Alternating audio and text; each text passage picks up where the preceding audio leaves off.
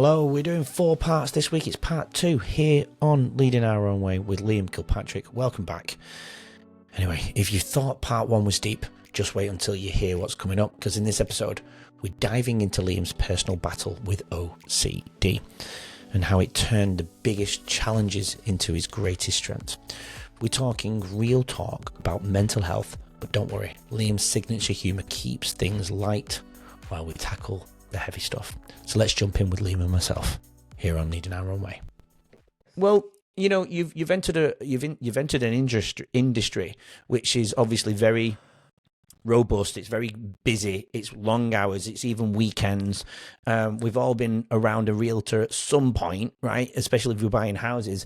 It's fast paced. It's phone call upon phone call. It's driving. I'm just trying to paint a picture here of life, because I feel like you've transitioned from your profession to what you're doing now. Exactly what I've done, and I'm only guessing why you've done it. But let's go there. You're earning loads of you've just said about potentially making $200,000. I mean, I never even got anywhere near that, even in teaching. But why? Paint a picture of what that workforce was like for you then at such a young age. It was hard. I moved up to the Gold Coast with my ex that I mentioned earlier. And I was doing trades and all of this stuff, and I was just like, this is not me. Like, I can't have somebody tell me when to have lunch, when to have smoko, when to, it was like no phones. It was like you couldn't touch your phone for 12 hours of a day, and it was 6 days a week, and it was physical labor. That was doing joinery and a bit of carpentry. And like we've said, I like to use my voice. I'm a very talkative person. I like to build relationships. So, I moved up to the Gold Coast. I'd always thought about real estate, but then I watched a real estate video, a TV show on Netflix while I was job searching, and I went, nah, real estate's for me. That's me. Standing around talking, doing deals. That sounds unreal. That's exactly what I want to do. So, I got into real estate. Took a little while. The job I got had 5 interviews. I had to go cold call in an office in Brisbane and call a database of people that I didn't even know. The guy actually said to me, he goes, call this database and book a listing appointment or an appraisal. And I said, okay, what do I say? And he goes, just jump on the phone. And so I sat there in this room with this guy I barely knew. And I swear they had the heater on in there. I was sweating. It was horrible. And he just said, get on the phone. Yeah, that was the anxiety. And he said, get on the phone. And I'm like, oh. So I ended up sitting there for about 2 hours just cold calling people. He didn't tell me whether what I was saying was good, whether it was bad, whether it was right. I remember at one point I hung up on a lady. I froze and I didn't know what to say, so I just clicked hang up. It was a good introduction into real estate, because afterwards he said, look, I didn't really care what you said. He's like, I just wanted to see that you'd sit there and you'd do it for 2 hours. He's like, that's all I cared about. He's like, I can train you on what to say and how to talk and what to, how to construct a conversation. But he's like, I just wanted to make sure that you had the cojones to get on the phone and do it in front of somebody you didn't know. So I was like, okay, cool. So getting into that, it was hard. $38,000 a year in my first year. I had rent it was about $660 a week. My rent was $330. It was $660 our rent in total. And my half was $330. I had a car loan. So I'd get paid Monday morning, and Monday night I would have no money left. Wow. I was door knocking. This was for like a year and a half. Put a strain on the relationship that I was at the time. But it was hard. Like, it was holes in my shoes, ripped shirts. My pants I'd worn every day for 6 months. They were gross. Like, I had no money.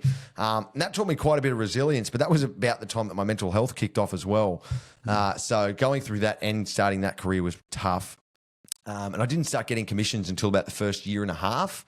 And then I got a recruiter. Sell me the dream, gave me an atlas. I ended up leaving there. Missed out. I only just started getting commissions at the point where I left. They said that I would be entitled to my money. So I signed with them, moved offices. I walked away from like $30,000 in commissions.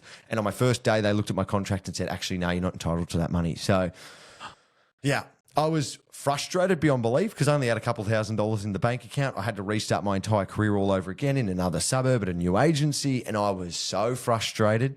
I did that for about 6 months, went sour, ended up leaving, did another job for a little bit, went back into real estate, rebuilt my career all over again. And then literally as I started making money again, quit. But I do owe almost everything to real estate. Like, getting on that phone in front of that guy, that built me.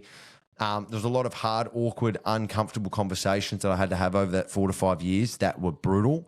But I just grew and it gave me so much life experience so early on. And as much as the industry frustrates me, I do owe pretty much a lot of my life to it. And it's given us the work ethic now in this podcast that is getting us, to where we need to be. There's probably a bit of a toxic mindset around real estate. It's working 6-7 days a week. All the time. I did 33 or 34 days straight at some point last year, and that was painful. Speak about burnout. Lucky I was going on a holiday a month later. Yeah. But yeah, I definitely owe my mindset and work ethic to real estate. So, and it teaches you quite a lot about yourself as well. It does weed people out. 95% of people drop out in the first 3 months. So, you didn't. No, I went back and restarted my career 3 times. Yeah, wow. So you must have wanted it then. So yeah. the last few years of real estate then, you earned substantial amount of money, right? Oh, I could say in the last year it was probably only 100,000. And then you're about to make 200,000. Yeah, well, so it's funny. So the day, so I had about 7 commissions that were about to come in the month of February. Kirby and I quit in January, and I had about $40,000 of commissions coming in for the month. And I looked at the board and went, nah, not worth the hassle. I'm out of here. Looking back on it now, I still don't regret it. The burnout I had and like what I was going through at the time, I was wishing away my life. I was getting up every single day wishing it was a Sunday, but then on Sundays I was just anxious and had the Sunday scaries because I didn't want to do another 6 days of it. Yeah. And I learned pretty quickly that money, I think it's a pretty conflictive statement, but I do think money can buy you happiness in different areas. But I learned then that money will not fix all of your problems. And if you're doing something you hate, it's going to make it bearable, but that's it. It's not going to make it good or enjoyable. Well, money buys you experiences is how I look at it. Yep. I mean, okay, not free experiences like walking and having a nice time with your family and being present with your family or your friends or your girlfriend or whatever it may be. But, going on a trip to San Francisco to watch Steph Curry play, you need money for that, right? You know what I'm saying? Like you do need money for experiences. Me turning into a casual teacher so I could do the podcast and the book, we're feeling that now, right? I'm earning less money than I ever have done. I could go back to teaching and earn 140, but I have the best currency in my life right now, and that's one, my mind and my clarity, but also I believe I've got happiness in my life. And I struggled for about 10 years and with not happiness, but I would walk around like people perceiving that I was happy.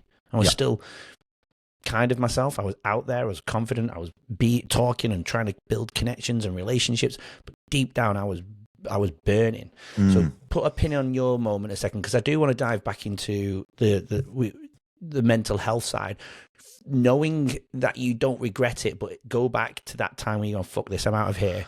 40 grand. If I'm getting 40 grand, I'm taking it. You know what I'm saying? I'm going to stay, because maybe next month I can get 50, and then maybe the month after that. Oh, we'll just keep going, honestly. That's what I'm saying, right? So you've got to leave when you're ready. Yeah, you've got to pull that trigger, because you never will. Yeah. No, I agree. But did something happen for you to do that? Because for me, crisis was when I was 30 minutes away from death with chronic stress, chronic burnout, and what happens to your organs when chronic stress sets in deep. What happened to you then to go, fuck it, I'm done?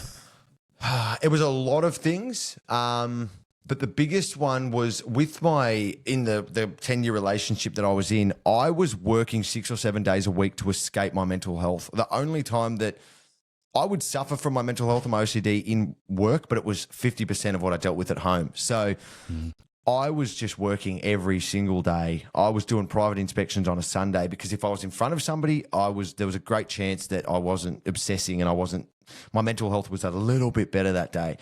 But once we broke up, I started actually getting a personal life for the first time ever. And a lot of we'll jump into it, but a lot of my OCD and that was attached to her. So I actually could go out and leave the house on weekends, and I could go out for drinks, and I could go out for dinners. And I really was like, I enjoy my personal life now, but I don't have one because I'm working 6 or 7 days a week. So it got to... Something happened with Kirby's work. Kirby ended up having to quit, and we were like, we are 26, 27. Kirby has a wedding and a house, but he's got people in there paying the mortgage. So he's not really behind that much with the property. We were like, we have something right now that in 10 years we probably won't be able to do. Like, we won't be able to take this leap in 10 years' time. He's getting married next week. He's going to eventually have kids in the next couple of years. I might find somebody. I might have kids, buy property. And in 10 years' time, this won't be an opportunity. And a big conversation I had with myself was, do I want to get to 35 or 40, being a real estate agent, making a lot of money and being miserable? Because I've seen a lot of agents making millions of dollars a year and they hate their life. They have no relationship with their wife, their children. They have $150,000 cars that get them from work to home, and that's it. They don't have a personal life. They don't have any friends or anyone to show the car off to. They have jet skis and boats on their boat ramp because they live on the canal, but they don't get to use them. Yeah. And I just thought, that's not the life I want to be living. And I was like, I could live that life easily. Like, I could keep doing what I'm doing. So there was just a snowball of a million different things that kind of crashed into my mind one day. And me and Kirby quit. It kind of hit me, and I was like, oh, maybe I should. And then we went and watched Luke Combs. We went to that concert, and I think we booked Jim Penman, the CEO of Jim's group, and we had to fly down, and we were just like, let's do it. Let's just do it. And it was a conversation that I had with myself for a couple of weeks, but that day I just went, I'm out, I'm done, I'm gone, I'm checked out. It's just not worth it anymore. And I'll be honest, I don't think I'd ever been happy in my entire life. Maybe from 17 to 18 when I was out partying with friends and living that life, but I don't think I'd ever been happy in my entire life. And I was like, it's probably because of the career and the relationships that I was in. And I was like, I'm in a position now where I can drop all of that and restart. And I just want to go out and look for happiness. So that's basically a big driver as well. But yeah, like I said, there were so many different things and variables that one day I just sat there and I thought about it, and I was like, I'm out, I'm gone. That's it. Yeah. I don't think you can go and look for happiness. I think you have to find it within yourself. And then, if that makes sense, you know, if you're living with purpose yourself, that's when you can go and obviously lead your own way or lead with purpose and naturally be happy. That's how I view it. That's my take on stuff. But you mentioned about your colleagues and other realtors being 40 and having all those things, but not being able to use it. I'm so glad you realized that at such a young age, you know, before having a family, because I'm grateful that I realize it now and I'm not 55, right? So it's all relative, right? You know what I mean? Yeah. Like, I've realized, I'm glad. I mean, if I wasn't for teaching, I wouldn't be where I'm at now in terms of my clarity and happiness and being present with my kids and so on and so on. But you're 26 without that, and so parts of me go, "Fuck! If I did that at 26, man, I would have the #1 podcast in Australia." Right? Well, that's it. We've got nothing but time at the moment. Oh well, it can't go forever. You can't go. We're not obviously getting paid at the moment. We're working on brand deals and a lot of that stuff, and we've got a PR lady, and we're at the point here now where we're finally starting to be able to make money. Yeah, amazing. But we quit 4 months ago. Like it's No, it's good, man. I'd say that if I was in your situation, I think I genuinely believe I'd be making money in X amount of months, right? Yeah. But and I don't mean the podcast, but speaking and all of that stuff, blah, blah, blah, blah, blah. But I feel like because I do have to work every day and I still have to go teaching, but I'm a casual teacher. I've got no stress. I've got rid of the chronic stress. Luckily, there's an industry there that pays pretty well. You know, 500 a day is pretty good money, but I don't get paid for 3 months of the year. So we have to navigate that. If that's my worst stress, then I don't feel I've got much stress. I can get by, but you know, I have to watch maybe going for a coffee here and there, but that's okay. I'll live with that, but I don't want to get to 55 and my kids are 18 and I wasn't there for the kids. You know what I mean? I get to go. I've seen that multiple times. Exactly, and I get to go to my son's basketball at 4:00 on a Thursday afternoon, right? You know, so mental health then for you. You said when were you first diagnosed with OCD then? I'd say 2022 or 23. I'd say maybe 2022. So I would have been 24. 24. Maybe 23, yeah. Is this something that you had, I don't know, in your early life then as a child? Oh, yeah. Yeah. Oh, looking back, absolutely. Yeah. And it really didn't dawn me and it didn't hit me and I didn't actually know until probably only like a year or two ago when I got really vocal. When I was 8, I think my mum was watching a documentary on Freddie Mercury and he died of AIDS, obviously, and I freaked out at 8 years old that I was going to be gay and die of AIDS. And I started crying. And I was like, I don't want to be gay. Like, I'm not gay and I don't want to die of AIDS. And I just thought that was going to happen. That was my life. That was it. So I can go back to about 8. But my mum can go back to about 5 when I used to rock in front of the TV, like doing this with my knuckles, like, and just playing with them and rocking back and forth. And then they thought I had Tourette's and a whole range of different things, but it was OCD compulsion. So it goes back to very young. Yeah, wow. So how did that affect your schooling, your education? Did you get bullied because of it? No, I kind of hit it pretty well most of the time. I think I did. Never really got bullied. Wouldn't say I was popular, but I used to hang around with the popular people. I was really bad in school. Like I couldn't concentrate. I couldn't do any of that stuff. The only classes I went to in high school and college were PE. That was it. But it's funny because I'm really good at maths and English. And if I can obsess over it, like with my OCD, if I can obsess on something, I can nail it. But if I'm not interested, can't learn it. I can't. No matter how hard I try. That's why Kirby does all the editing and stuff. I can't figure that out. I could watch a 3-day video on it and I still wouldn't learn anything. So it was difficult in school. You won't with that mindset, Liam. No. I just stick to what I'm good at. But yeah, it was difficult in school because teachers obviously thought I was dumb. And I remember my mum said one day, she was telling me, it was only not long ago, but one of the teachers knew that I wasn't stupid. And she actually made me watch a movie and then do something on Romeo and Juliet. And I aced it. I got like an A or whatever. Oh. And she learned how to kind of teach me, this teacher. But yeah, I just couldn't learn if I wasn't interested. And it's still to this day something that's why I try and obsess over the right things and try and obsess over things that are beneficial, like the algorithm on Instagram. That's something I obsess over. That's not worth it. It's tough. Crush you. It's tough. It'll crush you. It'll crush you. You think you've got it and then you realize you don't. But yeah. School was okay. It was okay. But yeah, I had a lot of obsessions and stuff in school that I just thought were normal. But so what were some of those, paint a picture for us then, what were some of those obsessions? Now you can look back and realise they are an obsession, but at the time it was normality. What were some of those obsessions at school then? Or in life at that age, sorry. Well, the being gay one was always freaked me out. And I don't have anything against gay people. Like my cousin's gay, my mum's best friend's gay. Like we'll clarify that for the viewers right now. Yeah, I've got nothing wrong with it. But because I'm obviously straight, I was just terrified of being gay. And that would pop up and come up just randomly. It would just come up randomly.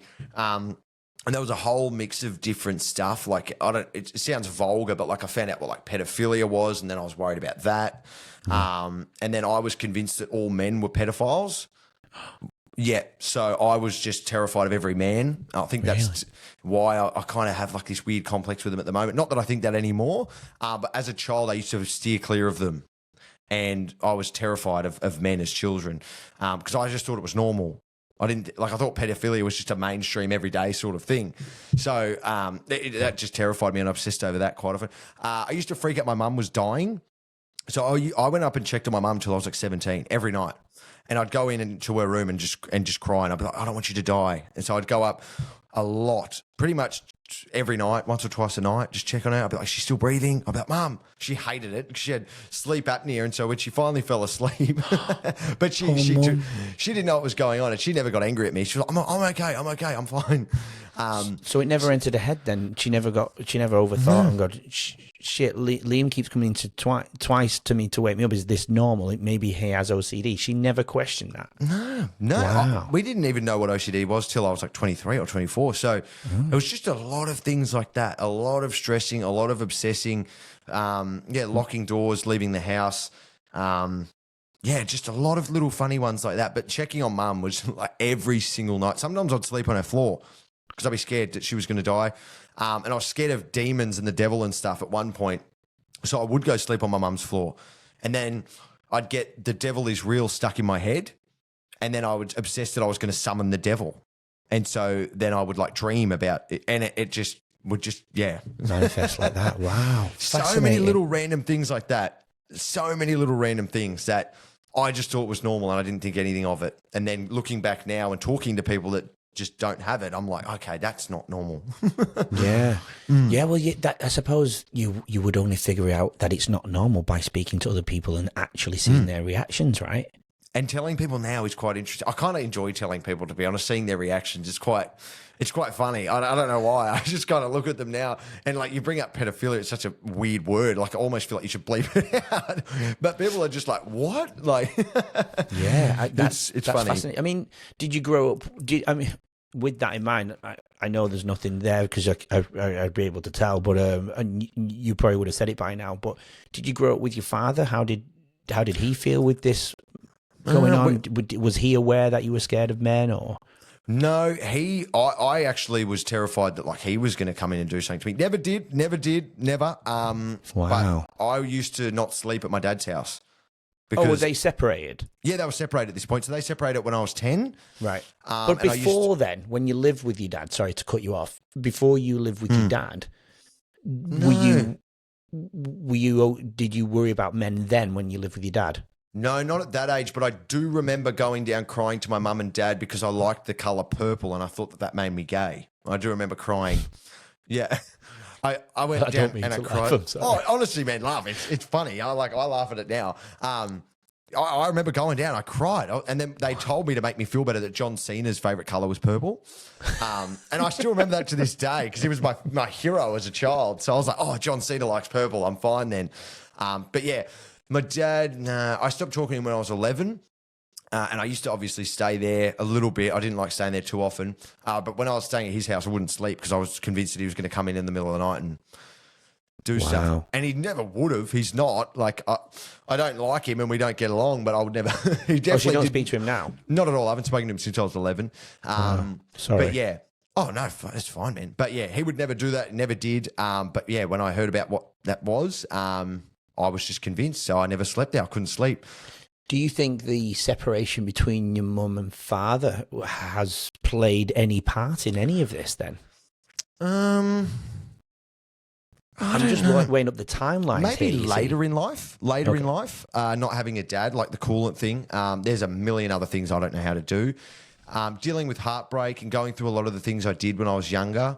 I think having a dad there would have definitely helped. But yeah, when I was younger, I don't really know. Was your relationship good with him before they separated? No, I never really liked him. Very like a emotional, manipulative. Never physical or anything, but he just very emotional stuff. You'd always feel bad for him and he'd always play the victim. And I was like, just move on, get on. Like, you know, and he'd tell me stuff about my mum. I loved my mum. Like, I still, obviously to this day, love her. So he would say some bad things about her and it made me resent him. And I was only 11 or 10 and he's talking bad about her. I was like, I don't want to hear this stuff. Yeah. But yeah, very emotionally manipulative. Do you still have those fears of your mother dying now then? It's weird. It's really weird. If I wake up at about 4 a.m., I get worried about my mum dying. I get worried about dying of lung cancer and some other cancers and certain other things. At 4 a.m., 3 a.m., any time after that, not really. Doesn't. But it's only at about 4 a.m. I have to wake up really early for that to happen. Really? But yeah, so if you woke up at 2 a.m.? Probably not. It's only at about 3 or 4 a.m., just before the sun. Wow. It's really strange. The lung cancer one, if I used to wake up at about 4 a.m., I wouldn't be able to get back to sleep because I'd be like, because I have asthma and I'd get a little bit wheezy. I'd be like, do I have lung cancer and am I dying? And you still get that today? A little bit, yeah. I don't tend to wake up at 4 too often. And I have sleeping pills now that I had to get on about a year and a half or 2 years ago. So I tend to sleep through the night now. But yeah, if I wake up at about 4, I'll still get it. Definitely. Wow. Yeah. That's fascinating. But with the mum, not really. I don't know. That's good because then at least she's not getting the phone call from you twice. I called her every single night when I lived with my ex-partner. Every night. Just even for a 2-minute phone call and she lived 4 minutes down the road. That's nice though. Yeah, just checking. Nice. You still alive, Mum? The opening You're not line. Sick? Yeah. Are you alive? You're good. I'm busy. I'm just checking. Yeah, I'm just checking. See you, Mum. Bye. But yeah, it's funny. So take us then to the relationship. You mentioned at the beginning of it. This was quite when we had the pre-chat. I felt this was fascinating as well. Talk to us a little bit about the relationship that you were in 10 years and your mindset and your mental health during that time. Yeah. So We got together at 16. 16.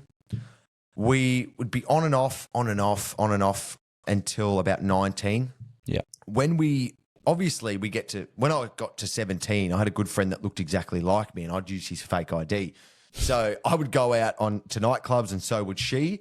And we were well known in Canberra for the couple that would break up on a Thursday night and get back together Sunday. Like, do you remember on Facebook when you used to become friends with somebody and it would tell you?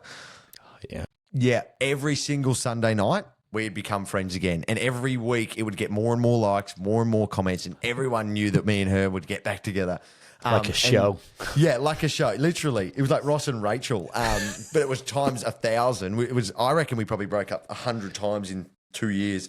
But unfortunately, when we used to break up and we were at the 17 to 18-year-old age, we did go and do things to each other. Like we did cheat on each other quite frequently. And did things to each other that we really shouldn't have. And like I reflect back now and there's some things I did that I feel guilty to this day for and she forgave me for them. But I think that's what really triggered my OCD later on. And that's why I say it. But yeah, around the 17, 18-year-old, it was a lot of drinking, a lot of partying, a lot of mucking up on each other. And so we ended up getting back together at 19, I think it was. And I still remember this night to this day. We got back together at about 19 and about a week after we got back together, I went out on a night out. It was like a Saturday night. I was really, really drunk because I used to party so much. And I remember waking up on the Sunday. I was fine. No OCD obsessions, no freaking out, no thoughts. And it got to that night and I jumped on Fortnite with my mates that I went out with the night previous. And one of them said to me, "Who was that girl you were talking to last night?" And I thought, I don't remember speaking to a girl. And he goes, "Well, you were." And I was like, "Did I do anything with her?" And he's like, "No." And I'm like, okay, cool. That is all my brain needed. For that night, I tried to go to sleep.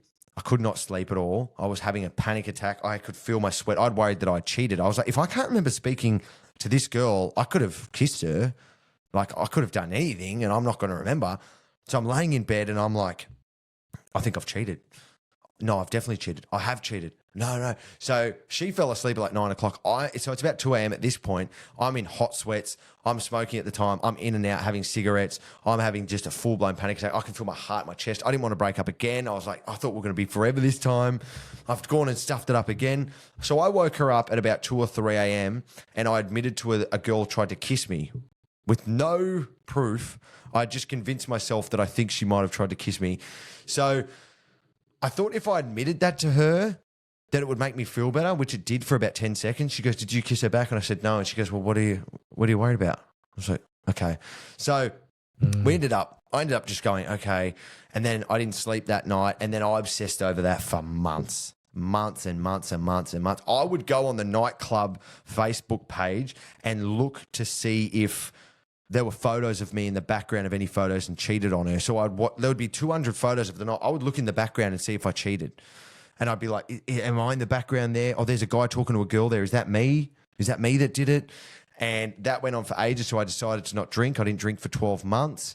And then went out a couple of times, thought that I cheated again. So I was like, I'm not drinking again. Fast forward, I'm dealing with this. I got into real estate and this is the turning point in my entire life. This was the worst obsession of my life. I was having a really bad day at work. Me and my ex at the time weren't doing really well. My mental health was really bad. I didn't know what was wrong with me. And me and this girl at work, she said, "Do you want to go for a walk around the block? Like, are you okay? Like, do you want to get something off your chest?" And I was like, "Oh, whatever, quickly." So me and this girl go for a walk around this block that's probably 150 meters. The total walk went for about 35 seconds. I didn't want to go on the walk. We didn't stop once, but throughout the walk, I went, imagine if she kissed me right now. Does she want to kiss me? No, she doesn't want to kiss me. That was weird. Anyway, move on. So after our walk, we finish up. About 3 hours later, I was like, why did I have that thought about kissing her while we're on that walk? And I'm like, did we kiss? Did we kiss? No, we didn't kiss. So anyway, fast forward to that night. I'm obsessing on this thing. I'm having a panic attack going, did we kiss? I couldn't figure it out. And that kicked off a 9-month-long obsession. For 9 months, 55 seconds of every minute of every day, I was trying to figure out if I kissed this girl or not. Join us tomorrow to hear more from today's incredible guests and learn valuable insights to help you lead your own way. Don't forget to subscribe. We'll see you then.